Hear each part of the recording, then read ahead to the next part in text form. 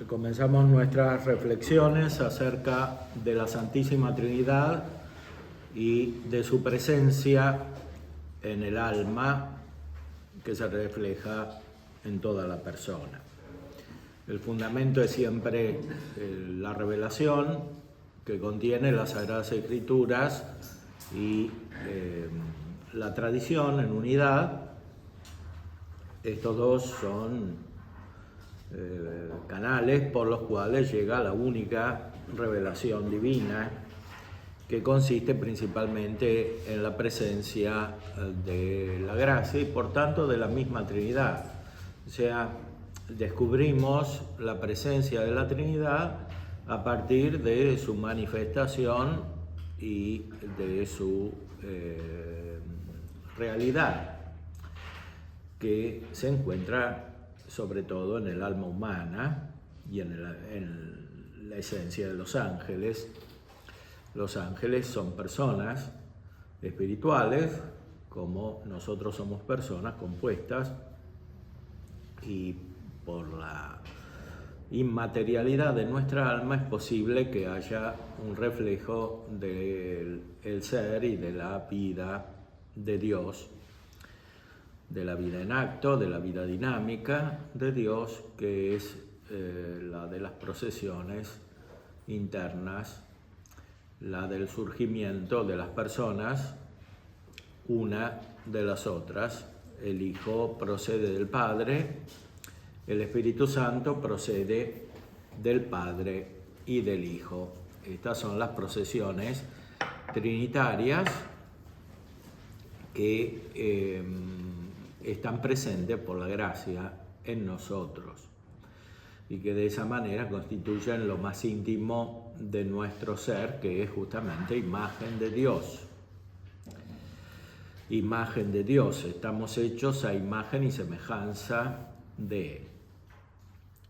Y esto significa, estamos hechos como es la Trinidad, que es la fuente absoluta de toda la realidad. Entonces, el camino espiritual, de alguna manera, es introducirnos en nosotros mismos para descubrir la Trinidad. Es lo que decían los grandes santos, lo que dice San Agustín: torna dentro de ti mismo, en el hombre interior habita la verdad.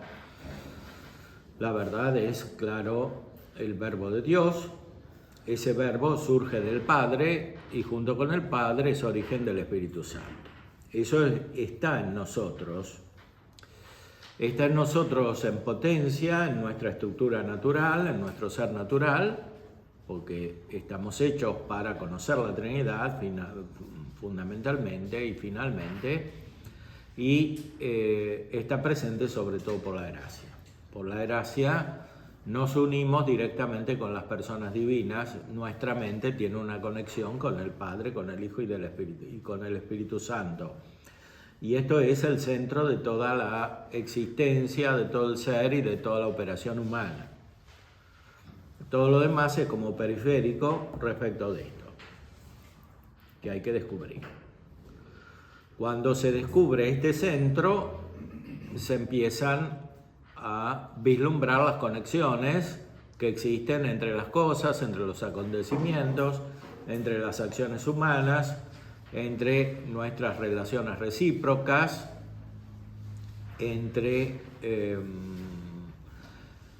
nosotros y Dios. En la Sagrada Escritura encontramos una anticipación de la revelación trinitaria, ya una revelación trinitaria en el Antiguo Testamento de una manera cada vez más clara. Una revelación que es funcional a la gracia.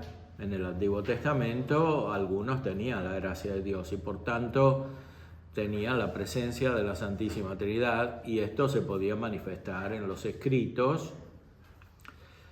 De hecho, así sucedió en muchos pasajes del Antiguo Testamento, ya comenzando desde el principio, el Génesis.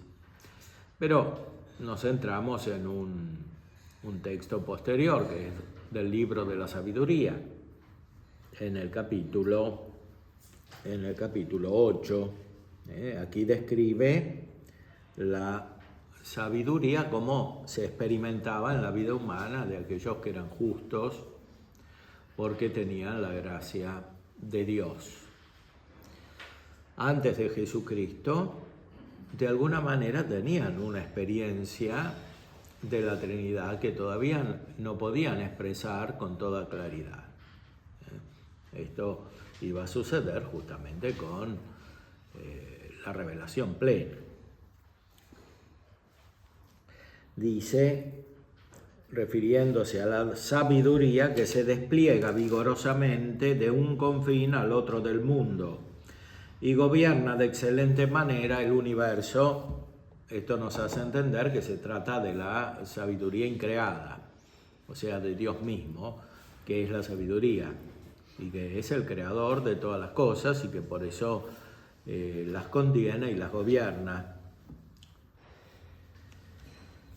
Yo la amé y la pretendí desde mi juventud, me esforcé por hacerla esposa mía y llegué a ser un apasionado de su belleza. Realza su nobleza por su convivencia con Dios, pues el Señor de todas las cosas la amó. La sabiduría se conoce experimentalmente en las personas humanas. Hay algunas que se reconocen como sabias y los que están bien dispuestos buscan tener esa sabiduría que es noble, es decir, tiene una perfección, una belleza que está descrita aquí como un orden, como una armonía entre las partes, que quiere decir una armonía en el reflejo del universo como Dios lo creó. Esta sabiduría es lo que más ama a Dios. Ya lo habían dicho los filósofos, también Aristóteles decía que Dios tiene en honor al que ama la sabiduría, lo más excelente. Los antiguos filósofos se han abierto camino en medio de la oscuridad del paganismo para encontrando justamente la sabiduría. La filosofía es amor a la sabiduría. Está como entre dos amores, el amor del que la desea y el amor de Dios que ama esta sabiduría. Pero en este pasaje se refiere directamente a la sabiduría que habita en las personas humanas. Antes había comenzado refiriéndose directamente a la sabiduría divina. Esta sabiduría que habita en el corazón es un reflejo de la sabiduría eterna, creadora, que recorre el universo de un confín al otro. Pues está iniciada en la ciencia de Dios y es la que elige sus obras. Si en la vida la riqueza es una posesión deseable, ¿qué cosa más rica que la sabiduría que todo lo hace? Aquí se refiere todavía a la sabiduría humana como está reflejada en el corazón del hombre. Y vuelve a la sabiduría creadora, a la sabiduría divina. Si la inteligencia es creadora, ¿quién sino la sabiduría es el artífice de cuanto existe? Es decir, esta sabiduría es creadora de todas las cosas, las produce como el artífice hace un artefacto. La sabiduría divina la conocemos en primer lugar porque en ella se contiene el modelo de todas las cosas. Es lo que oscuramente también descubrieron los filósofos, ¿no? Platón hablaba de las ideas divinas que están subordinadas a una idea principal que es la del bien. Aquí en la revelación es Dios mismo quien habla y nos dice que Él es la sabiduría y que esta sabiduría es el principio de las criaturas, o sea, es el modelo en el cual se ven todas las criaturas como en su principio, Y naturalmente esto se aplica principalmente a la criatura humana, a la persona humana. La persona es algo que viene de la sabiduría divina. En la sabiduría está contenida no solo la matriz de la naturaleza humana, sino de cada persona, porque es creadora, es decir, es la que infunde el ser, y el ser está principalmente en la persona.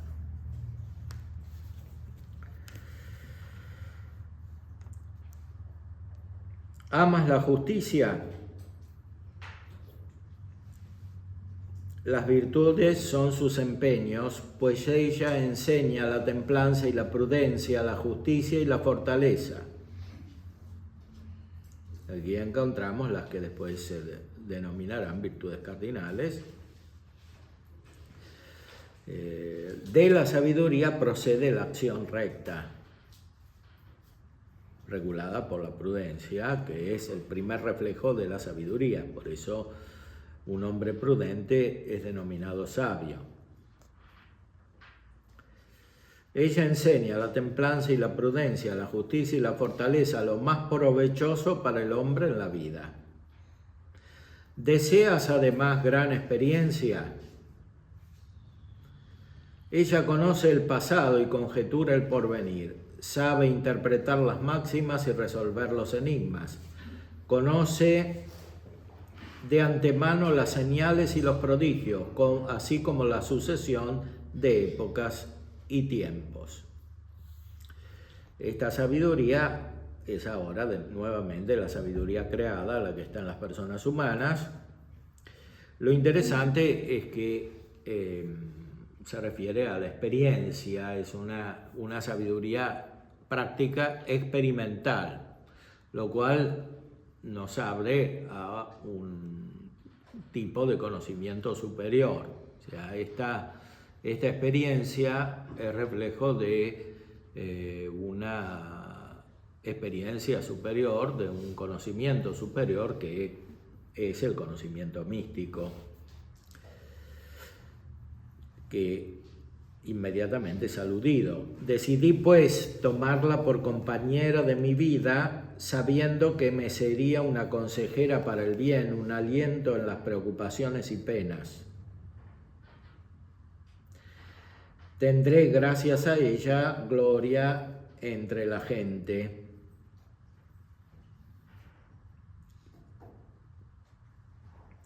Y aunque joven, honor ante los ancianos, etc. Pero esto que se refleja en la sabiduría humana es el fruto de una experiencia superior, de una experiencia mística que está descrita en el capítulo anterior, cuando describe en toda su plenitud la sabiduría. Y aquí está indicada la Trinidad, las tres personas que hay en Dios que conocemos por la revelación plena de Jesucristo. Dice en el capítulo 7, pues hay en ella, se refiere a la sabiduría, un espíritu inteligente, santo, único, múltiple, sutil, ágil, perspicaz, inmaculado, claro, impasible, amante del bien, agudo, incoercible, bienhechor, amigo del hombre, firme, seguro, sereno, que todo lo puede, todo lo observa, penetra todos los espíritus, los inteligentes, los puros, los más sutiles. Aquí literalmente está revelado el Espíritu Santo, porque se dice exactamente que hay en ella, en la sabiduría, un espíritu inteligente, santo, un Espíritu Santo. El Espíritu Santo está en la sabiduría, que es la sabiduría creadora. Como después iba a desarrollar la teología trinitaria, cada persona está en la otra. porque las tres personas son un solo Dios, una sola esencia. Cada persona tiene toda la perfección divina.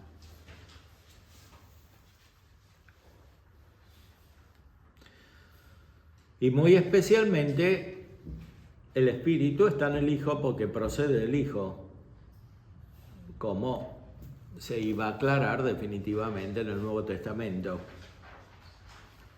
donde aparece muchas veces el Espíritu como Espíritu de Cristo o Espíritu de la verdad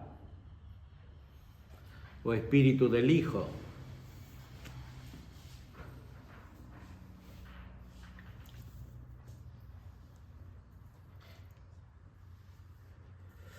Porque a todo movimiento supera en movilidad la sabiduría. Todo lo atraviesa y penetra en virtud de su pureza. O sea, aquí se describe el acto puro que es Dios como un movimiento. Porque en Dios está la fuente de todo movimiento, es el primer motor y se lo conoce a partir del movimiento, que es no solamente el movimiento físico, sino también el movimiento espiritual, principalmente este es el que hace conocer a Dios. Por eso, por ejemplo, Santa Teresa, cuando describe su experiencia interior, se refiere a momentos en los cuales percibía un movimiento que giraba a toda velocidad, decía ella. Porque en esos momentos se entraba en el conocimiento más profundo de Dios.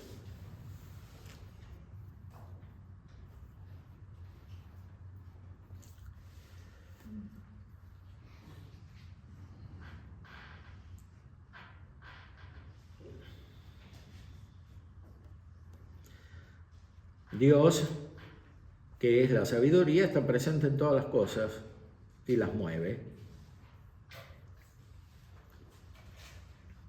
Y por supuesto las conoce, porque es sabiduría. Y después continúa, es un hálito del poder de Dios. Y aquí aparece el Padre, que es el origen de la sabiduría. O sea, esta sabiduría refleja lo que es Dios. Por eso en el credo se recitará que es Dios de Dios, luz verdadera de luz, luz de luz, Dios verdadero de Dios verdadero.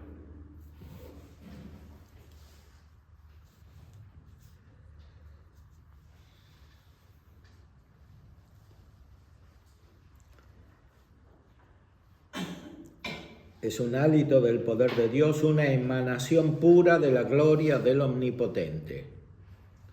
El Omnipotente es el Padre de donde surge la sabiduría, como se iba a aclarar definitivamente en el Nuevo Testamento. Por lo que nada manchado llega a alcanzarla. O sea, la sabiduría es santa como Dios y como el Espíritu Santo, que cita más adelante.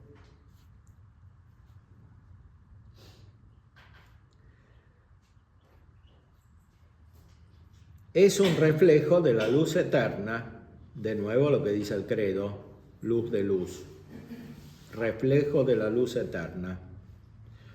Un espejo sin mancha de la actividad de Dios. O sea, la actividad de Dios es la acción de Dios, lo que en la elaboración teológica posterior al Nuevo Testamento y a la tradición de los padres se iba a denominar procesión. Dios hay procesiones, hay como movimientos, procesión quiere decir movimiento. Por eso esta alusión al movimiento nos hace vislumbrar, experimentar, de esta sabiduría experimental que tenemos nosotros, cómo en Dios hay un origen de todo eso, que es su propio movimiento, su propia vida. Efectivamente, la vida la conocemos a partir del movimiento. Por eso Aristóteles describía la vida como una capacidad de moverse desde sí. Es un ser superior que tiene este poder. Entonces, en Dios aparece perfectamente este poder. En el Nuevo Testamento, muy simplemente, se lo llamará Padre, porque Cristo se revela como el Hijo, que es la sabiduría. Un espejo sin mancha de la actividad de Dios, o sea, de las operaciones divinas, de las procesiones divinas. Una imagen de su bondad. O sea, cada persona tiene toda la bondad de Dios. Lo que con mucho trabajo había dicho Platón, que el principio de todas las cosas es la bondad, aquí aparece revelado perfectamente en el Antiguo Testamento ya.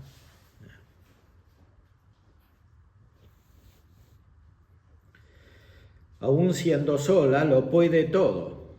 O sea, es una sabiduría omnipotente porque es divina. Sin salir de sí misma, renueva el universo. Renueva el universo porque por la creación no solo del ser, sino la operación y la generación de todas las cosas. Todo lo que surge viene de la sabiduría, según su plan. En todas las edades, entrando en las almas santas, forma en ellas amigos de Dios y profetas. Aquí encontramos el corazón de la conexión entre la sabiduría que está en nosotros y la sabiduría que es Dios. O sea, esta sabiduría divina forma amigos de Dios.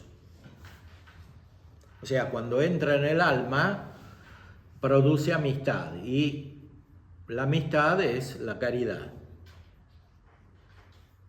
Caridad, como nos enseña siempre Santo Tomás, cuando se dedica a esta virtud,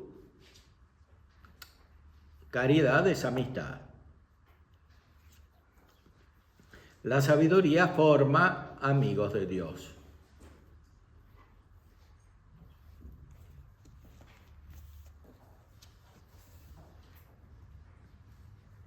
Y además profetas, porque son los que conocen la verdad. No solo tienen el amor, que es la amistad, sino que son profetas porque conocen la verdad y la pueden manifestar. Porque justamente la sabiduría es la verdad, el conocimiento de la verdad. Es ella, en efecto, más bella que el sol, supera todas las constelaciones, comparada con la luz sale vencedora, porque a la luz sucede la noche, pero contra la sabiduría no prevalece la maldad. Es una gran metáfora de la Sagrada Escritura. En la sabiduría no hay maldad. En esta sabiduría que es divina, en la sabiduría de los hombres a veces hay variaciones, porque un hombre sabio puede caer en la torpeza mental, la vetudo mentis. Pero cuando hablamos de la sabiduría divina, esto es imposible. A la luz nunca sucede la noche, es decir, la maldad, que perturba el conocimiento, o sea, la sabiduría.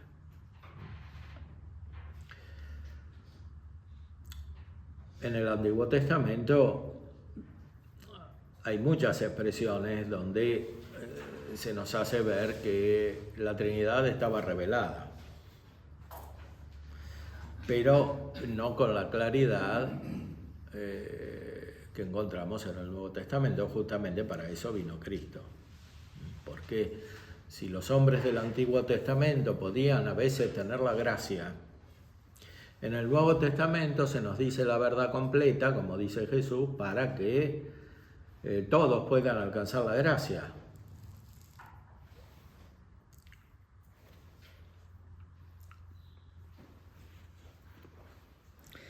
Veamos algunos pasajes del Nuevo Testamento.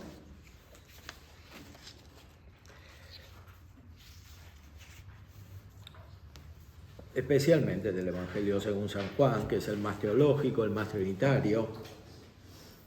En los evangelios, en los 4 evangelios está revelada explícitamente la Santísima Trinidad, pero en el Evangelio según San Juan están las palabras de Cristo que manifiestan como una meditación, una reflexión acerca de la Trinidad para que nuestra propia meditación se haga eficaz.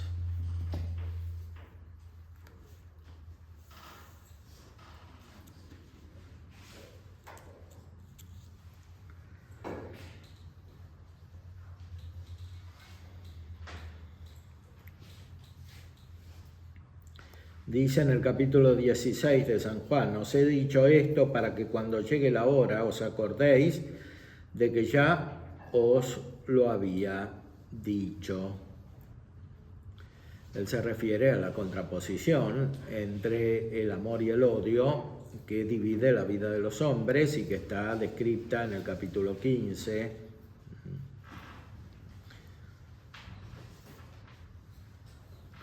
El que me odia, odia también a mi Padre. Si no hubiera hecho entre ellos obras que no ha hecho ningún otro, no tendrían pecado, pero ahora las han visto. Y nos odian a mí y a mi Padre. Bueno, esto es el corazón de lo que la Sagrada Escritura llama mundo, este odio, que es odio no simplemente a Dios, sino al Hijo y al Padre. Pero es para que se cumpla lo que está escrito en la ley: me han odiado sin motivo.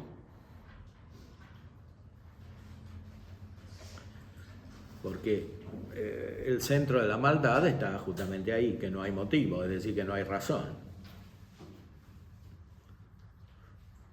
Cuando hay razón, no hay maldad. Porque seguir la razón es el bien humano. El mal es no seguir la razón, por eso no hay motivo. Es un odio irracional.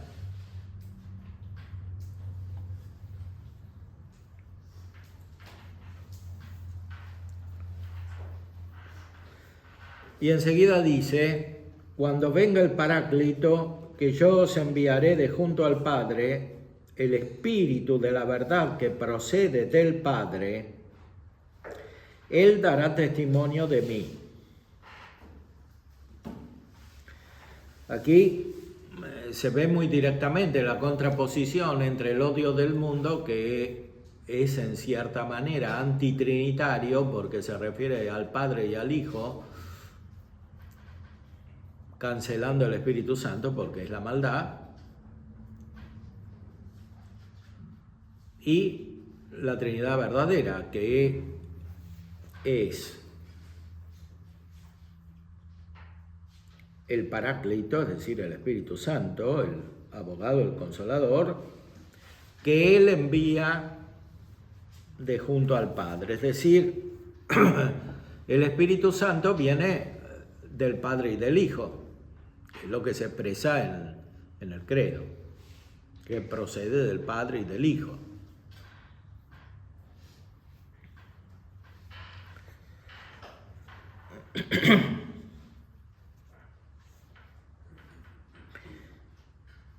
Este espíritu, dice explícitamente Cristo, es el espíritu de la verdad que procede del Padre.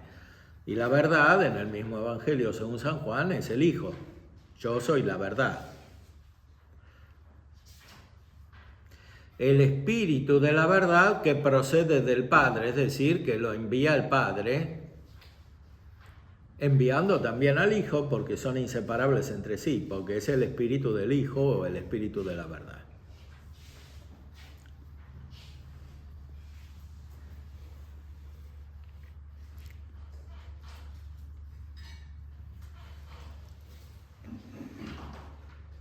Cuando venga el Paráclito que yo os enviaré de junto al Padre, el Espíritu de la verdad que procede del Padre, Él dará testimonio de mí.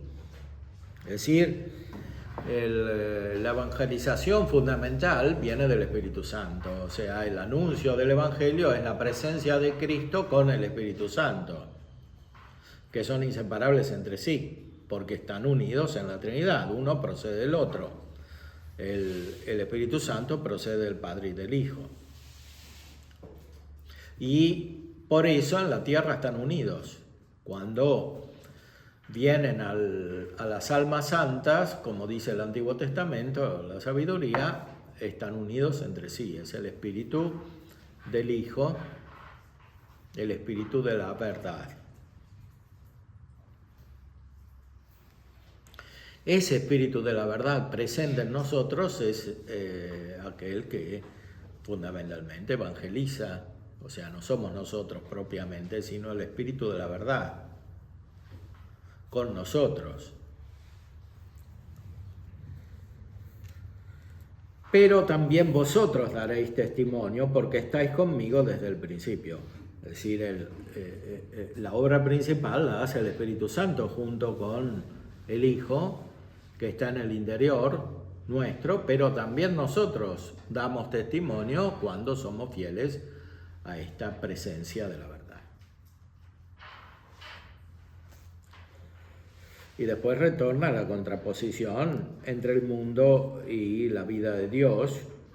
En el capítulo 16, os he dicho esto para que no os escandalicéis, os expulsarán de las sinagogas e incluso llegará la hora en que todo el que os mate piense que da culto a Dios.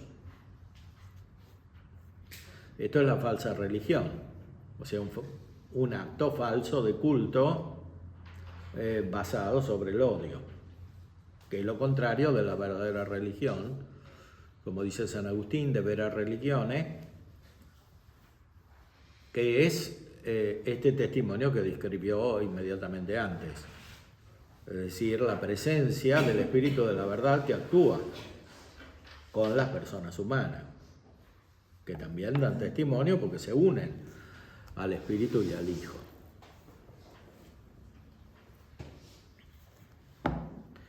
Y dice exactamente que estos, persiguiendo a los que tienen el Espíritu Santo y el Hijo, piensan, creen que dan culto a Dios. O sea, no solo que tienen la verdad, sino que son los verdaderamente religiosos.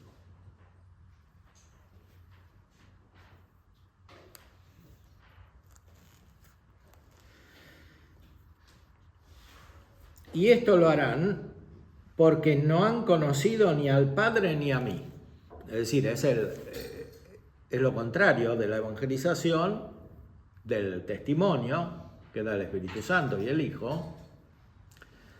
Y eso es porque no han conocido ni al Padre ni al Hijo. Para tener la verdad hay que conocer al Padre y al Hijo, no solamente a uno de los dos, a los dos. Y esto lo hace conocer el Espíritu Santo, que surge justamente de la unión entre ambos. Cuando no se conoce esta unión, porque tampoco se conoce la distinción entre el Padre y el Hijo, lo que está presente es el odio, que es lo contrario del amor. Porque el amor viene del Espíritu Santo, que es el amor en Dios. Y el que no tiene el Espíritu Santo tiene lo contrario, que es el odio. Y por eso ve todo como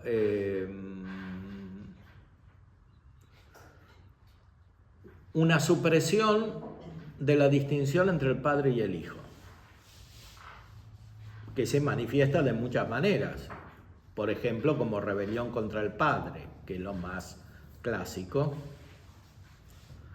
que se ve en la filosofía moderna y en la psicología moderna. Rebelión contra el Padre o indistinción, o sea, todo es igual. En Dios no hay distinción, no se conoce la Trinidad. Y eso tiene como consecuencia y también como punto de partida que en las cosas tampoco hay distinción, y en la naturaleza humana no hay distinción, y que en las personas no hay distinción. Y así se incurre en la total confusión. Todas las teorías modernas del género, etcétera, todo eso surgen de este principio. El relativismo. O sea, tienen un corazón, un núcleo antitrinitario.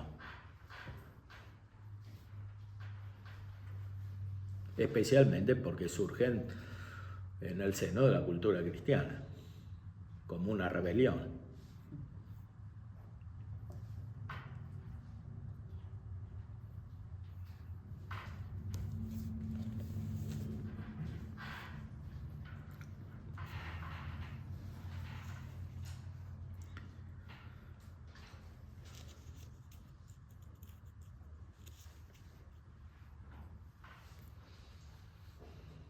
Esto lo harán porque no han conocido ni al Padre ni a mí. Os he dicho esto para que cuando llegue la hora os acordéis de que ya os lo había dicho. La hora es la de la pasión, que viene inmediatamente después. O sea, la pasión en Cristo es un acto de amor. O sea, como dice Santo Tomás, es el Espíritu Santo que inspira a Cristo entregarse a la pasión por obediencia al Padre. Lo que hacen los que matan a Cristo es exactamente lo inverso, en el orden trinitario. O sea, es un acto de odio en el cual se borra la diferencia entre el Hijo y el Padre.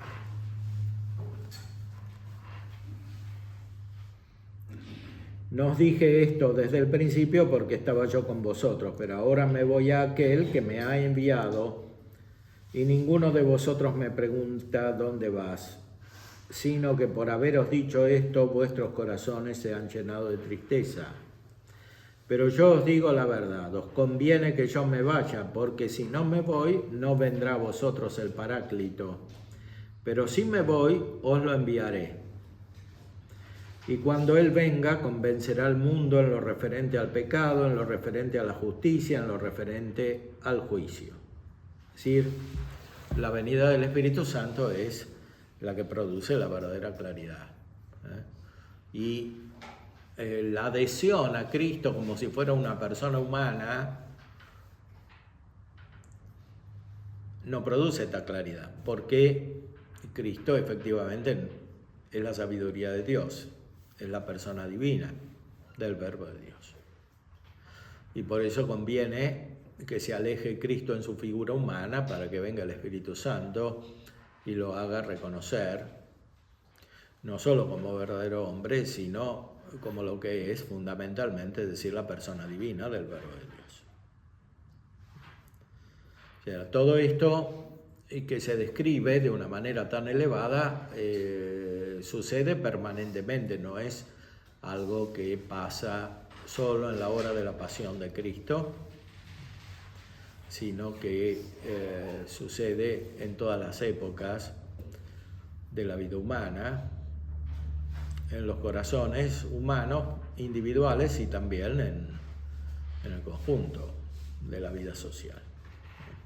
Para entender la realidad hay que llegar hasta aquí, que es lo que nos enseña la palabra de Dios. Para eso Cristo es la sabiduría que habla con palabras humanas.